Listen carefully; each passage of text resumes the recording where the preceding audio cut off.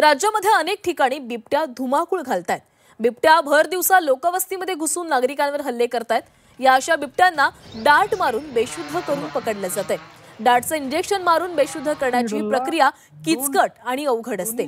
हे सर्व ऑपरेशन कशा पद्धतीने राबवलं जातं याबाबत माणिकडोह बिबट निवारण केंद्रातील डॉक्टर विसलकर यांच्याकडून जाणून घेतलेलं आहे आमचे प्रतिनिधी हेमंत चापुडे यांनी। बिबट्याला पकडण्यासाठी प्रामुख्याने डाटचं इंजेक्शन दिले जातं आणि त्या बिबट्याला बेशुद्ध करून हा बिबट्या पकडला जातो। मात्र डाट करण्याची प्रक्रिया खरं तर ही अवघड आणि किचकट असते। आपल्यासोबत बोलण्यासाठी या ठिकाणी जे डॉक्टर आहेत ते स्वतः काम करतात। सर, डाटची प्रक्रिया खरं तर किचकट आहे। कशा पद्धतीने हे डाटचं इंजेक्शन दिलं जातं आणि कशा पद्धतीने बिबट्याला बेशुद्ध करून पकडलं जातं? खरं तर डाट करण्याची प्रोसेस ही थोडीशी अवघडच आहे, कारण आपल्याला जेव्हाही ट्रंक्युलायझेशनचं जे सेडेटिव्ह मेडिसिन आहे ते ऍक्च्युली आपल्याला त्या बिबट्याच्या वजना एवढा किंवा त्याचं जेवढं वजन आहे त्या वजनानुसार आपल्याला डोस भरावा लागतो। ही जी आहे ही डॅन इंजेक्ट गन आहे। याच्यासोबत हा जो आहे तो हा डार्ट आहे आणि जेव्हा त्याच्या वजनानुसार जेवढं आपण सेडेटिव्ह ड्रग आपण जे मेडिसिन आपण घेतो ते पहिले त्या डार्ट मध्ये फिलअप करायचं, म्हणजे पूर्ण डार्ट मध्ये भरायचं। त्यानंतर की व्यवस्थित जी निडल आहे त्या निडलला स्लीव्ज असते, ती स्लीव्जनी त्या निडलचे होल दोन्ही ब्लॉक करून ती निडल डार्टला लावायची। त्यानंतर जे एअर पंप असतो त्या एअर पंपनी स्लोली एक एअर प्रेशर त्या डार्ट मध्ये आपल्याला भरावं लागतं, जेणेकरून डार्ट लागल्यानंतर ती इंजेक्टेबल बॉडीमध्ये जाण्यासाठी।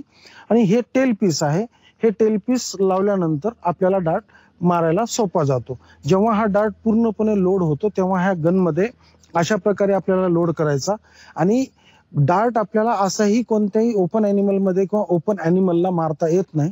कुठेतरी त्या ॲनिमल बंदिस्त असला पाहिजे, कुठे त्याला पळायला जागा नसली पाहिजे, अशा प्रकारे आपण त्याला डार्ट मारू शकतो। त्याच्यानंतर आपल्यापासून एक 50 मीटर पर्यंत या गनची रेंज आहे। 50 मीटरच्या आत कुठेही असले तरी तो त्या डिस्टन्स नुसार आपल्याला गन मध्ये एक एअर प्रेशर असतं, ते प्रेशर सेट करावं लागतं। ते प्रेशर सेट केल्यानंतर आपण व्यवस्थित लेंथ घेऊन ॲनिमलच्या जिथं मस्क्युलर भाग जास्त असतो ॲनिमलला, म्हणजे मानाचा भाग किंवा शोल्डरचा भाग किंवा थाईजचा भाग, या अशा भागातच आपण डार्ट मारू शकतो। आपण एकदा डार्ट मारल्यानंतर तो बिबट्या किती वेळात बेशुद्ध होतो आणि कसा पकडला जातो मग? तर डार्ट मारल्यानंतर एक मिनिमम 10 मिनिटाच्या आत तो बिबट्या शांतपणे झोपतो। झोपल्यानंतर त्वरित आपण त्या बिबट्याला तिथून उचलून आपला जो ट्रॅप केज आहे किंवा आपला जो केजेस असतो त्या केजेस मध्ये लगेच ठेवून द्यायचा। त्यानंतर अर्ध्या तासाच्या आत तो ऑटोमॅटिक पूर्णपणे होशमध्ये येतो। Hemant Chapude, Zee media, Junnar, Pune.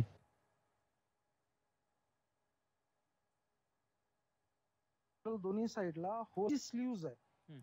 तर बिबट्याला रेस्क्यू कशा प्रकारे केलं जातं, बिबट्याला पकडण्याची संपूर्ण प्रक्रिया कशा पद्धतीने राबवली जाते हे या ठिकाणी सांगण्यात आलेलं आहे। सध्या बिबट्यांचे मानवी वस्तीमध्ये येण्याचं प्रमाण वाढलेलं आहे, सोबतच मनुष्यांवरचे हल्ले देखील वाढलेले आहेत आणि याच दरम्यान या बिबट्यांना जेरबंद करताना कशा प्रकारे वनविभागाला प्रयत्न करावे लागतात हे यांनी या संपूर्ण संभाषणामधून सांगितलेलं आहे।